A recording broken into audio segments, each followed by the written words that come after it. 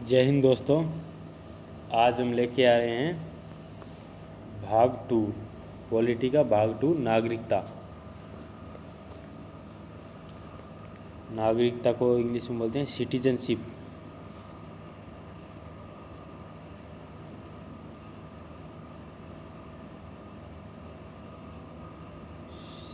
Citizenship ये हमारे संविधान के भाग 2 में इसका उल्लेख किया गया है, नागरिकता के बारे में।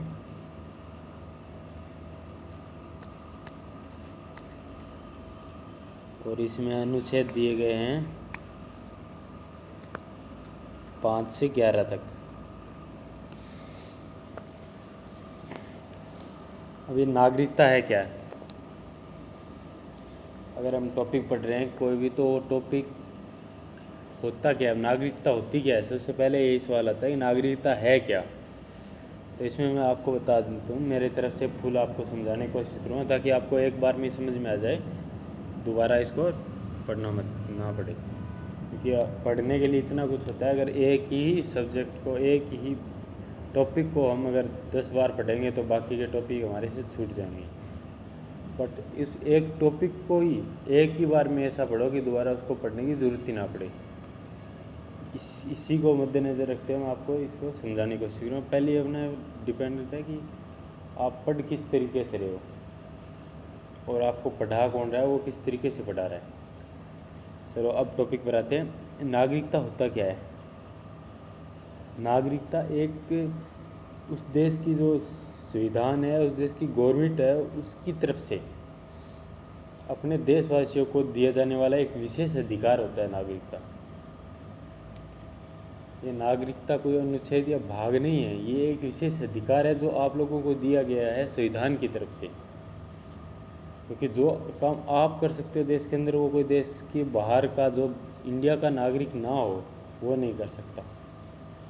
ये तो आप सोच सकते हो यहाँ तक, जो काम आप कर सकते हो वो बाहर से आके कोई भी बंदा नहीं कर सकता। वो ये आपका एक विशेष अधिकार होता है। नागरिकता क्या होता है? विशेष अधिकार।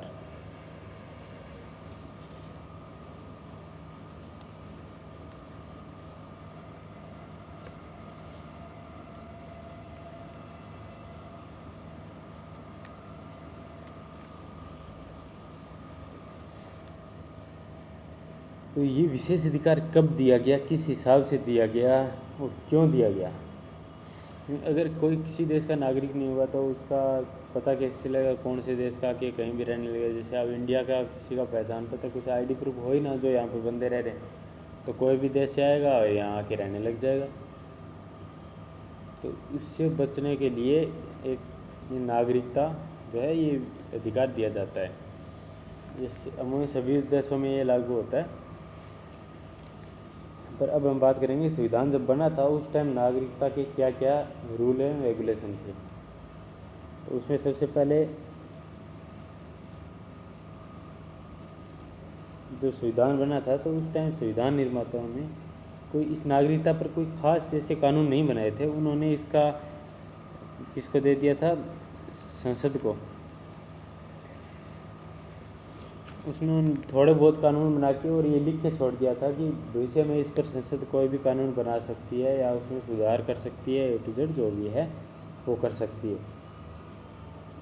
बट जो संविधान बना उस टाइम पर क्या कानून थे नागरिकता के, सिटीजनशिप के रूल एंड रेगुलेशन उस टाइम पर क्या थे, वो हमारे लिए जानना बहुत ज़्यादा ज़रूरी है। क्योंकि अगर कोई भी क्वेश्चन वगैरह आते हैं तो उससे ज़्यादा आते हैं जो उस टाइम जो शुरू हुए थे।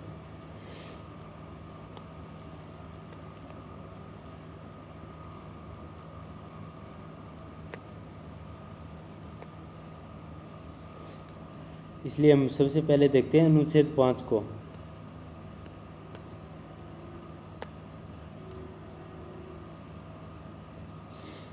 अनुच्छेद 5 में क्या है? अनुच्छेद 5 में है प्रारंभ में नागरिकता।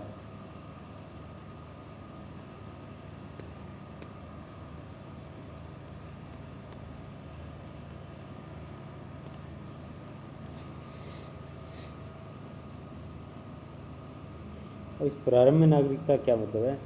इस ये मैं अगर संविधान निर्माता ने जब संविधान बनाया उस टाइम सबसे पहले ये भी लिखा था अनुच्छेद 5 में कि जिसका भी जन्म भारत में हुआ है वो भारत का नागरिक है और होगा। जिस मतलब संविधान बनाया था उस टाइम पे जिसका भी जन्म भारत में हुआ है वो भारत का नागरिक है।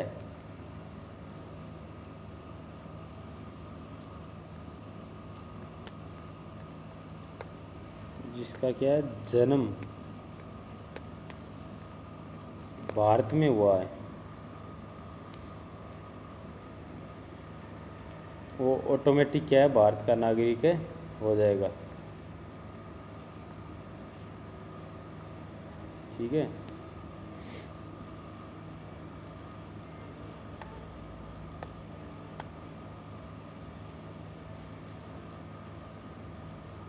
जिसका जन्म भारत में हुआ वो ऑटोमेटिक क्या है भारत का नागरिक हो जाएगा। ये अनुच्छेद 5 में लिखा गया है। और इसमें ये भी लिखा गया है कि अगर किसी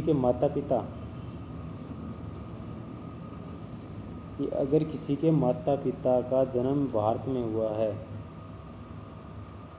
और वो संविधान लागू होने से 6 महीने पहले भारत में आ गया हो तो भारत का नागरिकता उसे ऑटोमेटिक मिल जाएगी।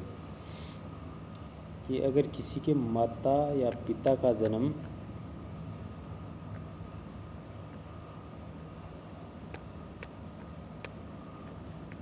माता पिता में किसी एक का जन्म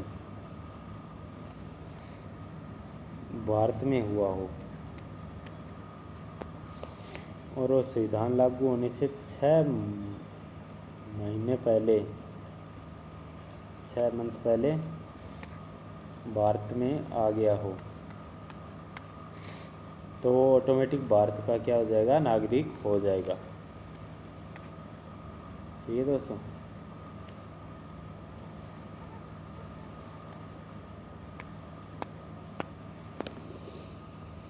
उसके बाद क्या था कि इसी में था कि विभाजन के समय नहीं हाँ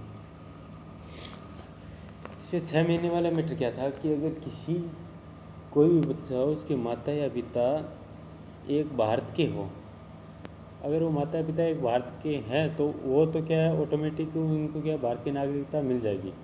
और अगर उनको भारत की नागरिकता मिल जाएगी तो उसके बच्चे को अपने आप भारत की नागरिकता मिलना तय ही है अगर वो भारत में रहते हैं तो उसमें कोई दिक्कत नहीं था उस टाइम तक कि जब आप सोच नहीं सकते जब उस टाइम विभाजन हुआ था तो कितनी ज़्यादा लड़ाई हुई थी कितनी ज़्यादा मारकाट हुई थी। ट्रेनें लोड की लोड आती थी उधर से और इधर से भी जाती थी पंजाब से।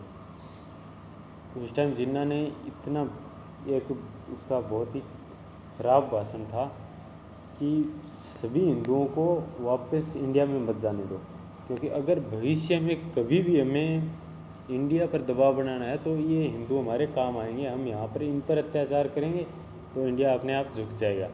उनकी एक प्रधानमंत्री की सोच देखो कितना नीचे लेवल तक इससे भी ज़्यादा नीचे लेवल तक कोई सोच सकता है। तो इतना नीचे लेवल तक सोचने वाला देश कभी देश नहीं होता। आतंकवादी का अड्डा होना तय है। चलो छोड़ो ये अलग बात है ज़्यादा हम ये तो बात नहीं करेंगे। हमें स्टडी के रिलेटेड जो भी है उस पर बात करना ठीक रहेगा।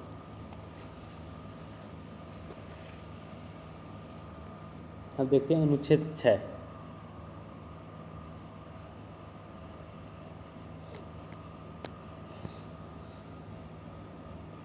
अनुच्छेद 6 में लिखा गया परमिट नियम के बारे में। परमिट रूल या नियम ये लागू हुआ था 19 जुलाई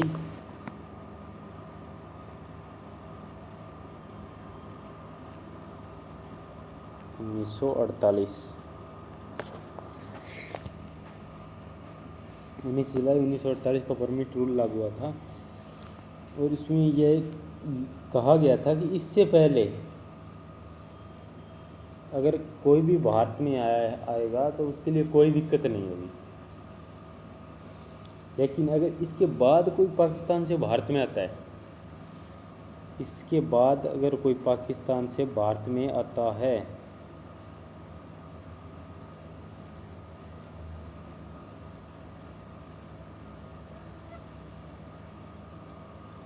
ये पाकिस्तान है, इससे अगर इससे बाद कोई भारत में आता है तो उसको वहाँ से परमिट लेके आना पड़ेगा।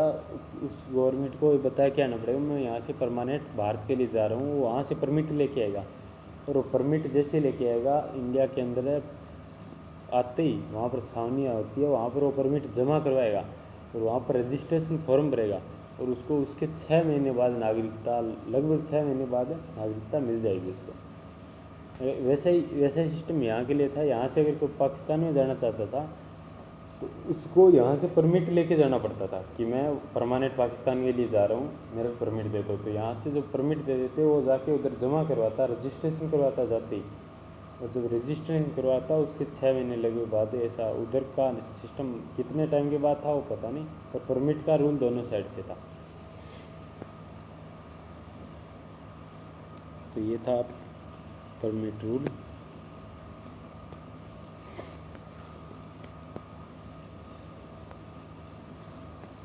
परमिट रूल में क्या था कि परमिट लेकर आना पड़ता था, परमिट लेकर आना पड़ता था और उस आते ही तुरंत रजिस्ट्रेशन हो जाता था लगभग, और इसके 6 माह बाद नागरिकता मिल जाती थी।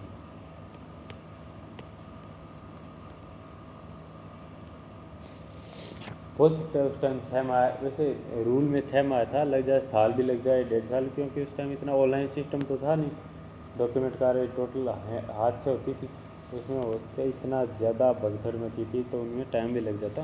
बाकी अमूमन टाइम ये था कि 6 माह के अंदर ये काम हो जाएगा। उसके बाद हम देखते हैं अनुच्छेद 7।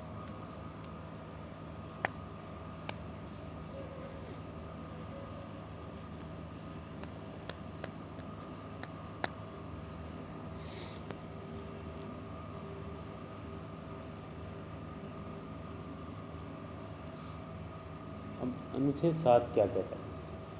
अनुच्छेद 7 ये कहता है, जैसे सोचो अगर इस मतलब विभाजन हुआ था उस टाइम, जो ये घोषणा हुई थी, जो पाकिस्तान में रहना चाहता है वो पाकिस्तान में रह सकता है, इंडिया में रहना चाहता है इंडिया में रह सकता है। तो कोई एक दिन में तो घोषणा हो ही नहीं, ये तो पहले पता चल गया था काफ़ी टाइम कि ये होना है और ये विभाजन होना है देश का। जो पाकिस्तान में रहना चाह रहा है पाकिस्तान में रह सकता है, भारत में आना चाह रहा है भारत में आ सकता है। तो ये लगभग माना जाता है कि 1 मार्च 1947 से ही दोनों देशों के लोग शिफ्ट होना शुरू हो गए थे। कब से? 1 मार्च 1947, 1 मार्च 1947 से ही लोग एक दूसरे अपने वैसे देश में शिफ्ट होने शुरू हो गए थे। तो इस अनुच्छेद 7 क्या कहता है? ये कहता है कि जो 1 मार्च 1947, और पहले के उससे कोई मतलब नहीं, क्योंकि पहले अगर कोई इधर था दिल्ली से लाहौर में रहना चले गया 20 साल पहले, 1919 में, 1910 में, 1901 में, उसका कोई मैटर नहीं। पर अगर 1 मार्च 1947 के बाद अगर कोई पाकिस्तान में गया हो, लेकिन अगर वो वापस आना चाहता हो तो उसके लिए भी ये रूल था कि वो आते ही रजिस्ट्रेशन करवाए और 6 महीने बाद उसके क्या नागरिकता मिल जाएगी। अगर 1 मार्च 1947 पहले का गया हो तो उसको तो एक प्रोसेस था कि अगर उसका परमिट लेके आ सकता था उधर से, या फिर अगर उसके में किसी एक का जन्म भारत में हुआ हो तो वैसे मिल जाता। पर अगर 1 मार्च 1947 के बाद शिफ्ट हुआ हो तो उसके लिए ये था कि वो वापस आके रजिस्ट्रेशन करा के सीधे 6 महीने का टाइम लगता और उसमें वो नागरिकता मिल जाती उसको।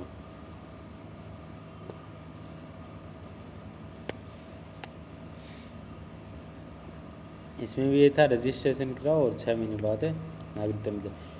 क्योंकि बहुत से लोग थे वो स्टार्टिंग में ये सोचते थे क्या है पाकिस्तान में हम सर्वाइव कर पाएंगे, कोई दिक्कत नहीं है, वो भी तो देश ही है। पर उनको जब वहाँ पर गए तब उनको बड़ी दिक्कतें आई, और दिक्कतें आने बाद उनको लगा हम यहाँ पर नहीं सर्वाइव कर सकते, तो वापस वो इंडिया में आना चाहते थे। उसके लिए ये रूल था कि वो भी आके और यहाँ पर नागरिकता ले सकते हैं। अब अपना अगला नेक्स्ट अनुच्छेद है अनुच्छेद 8। अनुच्छेद 8 में कोई ख़ास इतना नहीं है, ये है कि अगर कोई विदेश में जाता है भारत का व्यक्ति, कोई मतलब पर्यटन घूमने, कोई नौकरी करने के लिए, शिक्षा के लिए, कैसे भी ए टू जेड जिसके लिए भी जाता है, तो कोई बात नहीं, वो जा सकता है, उसके लिए उसकी नागरिकता नहीं समाप्त की जाएगी। और अगर विदेश में जाने के बाद वहाँ पर अगर कोई बच्चा पैदा हो जाता है, जैसे नौकरी करते हुए एजुकेशन के टाइम कोई भी बच्चा हो जाता है, तो उसको ऑटोमेटिक भारत की नागरिकता मिलती है, बशर्ते वो वहाँ की नागरिकता ना ग्रहण करे, तो उसको भारत की नागरिकता। इसमें पर्यटन के लिए, शिक्षा के लिए और नौकरी के लिए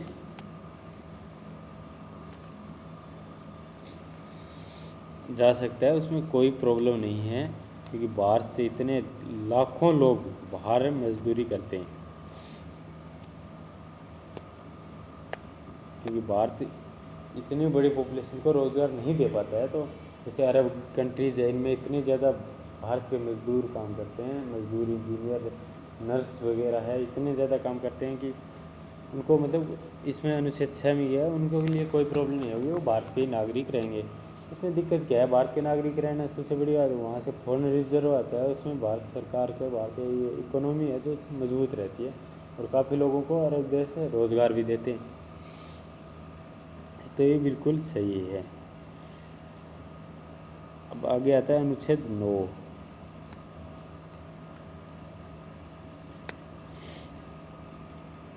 अनुच्छेद 9 में लिखा है, अगर आप किसी दूसरे देश की नागरिकता ले लेते हो तो वहाँ पर भारत आपका यहाँ से क्या कर देगा, पत्ता साफ कर देगा। जैसे आपने दूसरे देश की नागरिकता ली, जैसे आपने दूसरे देश की नागरिकता ली, तो यहाँ से क्या कर देगा, आपकी हिस्ट्री डिलीट कर देगा। आप यहाँ के नागरिक नहीं रहोगे। दूसरे देश की नागरिकता ली तो भारत की नागरिकता ख़त्म, ऑटोमेटिक हो जाता है, भारत की नागरिकता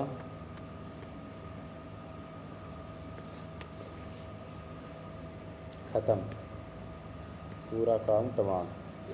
जैसे सानिया मिर्ज़ा शादी करके पाकिस्तान में, पर वो पाकिस्तान की नागरिकता नहीं ले रखी उसने, वो अभी तक इंडिया की नागरिक है। बहुत ज़्यादा समझदार है वो, इंटेलिजेंट है इस मामले, उसने पक्का संविधान पढ़ा है, खास करके अनुच्छेद 9। तो उसने अभी तक पाकिस्तान की नागरिकता नहीं ली है, वो अभी तक भारत की नागरिक है। तो अगर उसकी लड़की है या लड़का जो भी हो, वो ऑटोमेटिक भारत का नागरिक हो जाएगा, जब तक वो पाकिस्तान की नागरिकता नहीं लेगा। अगर उसको पाकिस्तान की नागरिकता दिला दी तो उसके बाद वो यहाँ से उसका कनेक्शन ख़त्म हो जाएगा। ये बात है अनुच्छेद 9 में। अब आता है अनुच्छेद 10।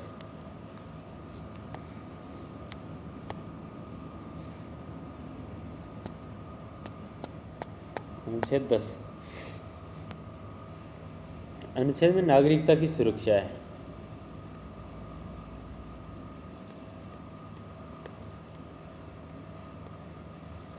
नागरिकता की सुरक्षा, नागरिकता की सुरक्षा ज़रूरी है भाई। इसमें ये लिखा गया है कि कोई भी व्यक्ति अगर देशद्रोही पाया जाता है तो उसकी नागरिकता ख़त्म की जा सकती है। देशद्रोही पाया जाता है तो उसकी नागरिकता क्या है, अगर देशद्रोही पाया जाता है तो नागरिकता ख़त्म। पागल अगर किसी को पागल घोषित कर दिया जाता है तो उसकी भी नागरिकता खत्म। सबसे बड़ी सजा है किसी की नागरिकता खत्म कर दो। जैसे पागल व्यक्ति है, अगर पागल हो गया, उसकी नागरिकता ख़त्म नहीं की तो उसके पास आईडी प्रूफ रहेगा, और उस आईडी प्रूफ से अगर वो लाइसेंस बनवा लेता है तो गाड़ी चलाएगा। और अगर गाड़ी चलाता है, किसी के अंदर पागल है, उसको क्या पता किसी के अंदर भी ठोक दे। अगर उसको नागरिकता मिल गई पागल आदमी को, तो वो किसी वेपन का लाइसेंस ले लेगा। तो लाइसेंस लेके उसको गोली मिल आई हाथ में, एक बंदूक आई, ढाँ ढाँ किसी को भी ठोक देगा। वो तो पागल है, उस पर तो कुछ हो नहीं सकता। ऐसे ही अगर कोई पागल होता है तो उसकी नागरिकता ख़त्म कर दी जाती है और देशद्रोही की भी ख़त्म कर दी जाती है। समझ रहे हो ना?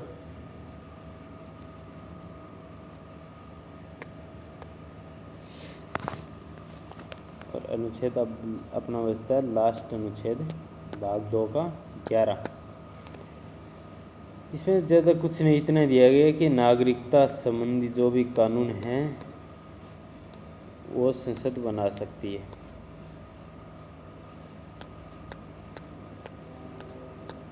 संसद क्या है? नागरिकता संबंधी कानून बना सकती है।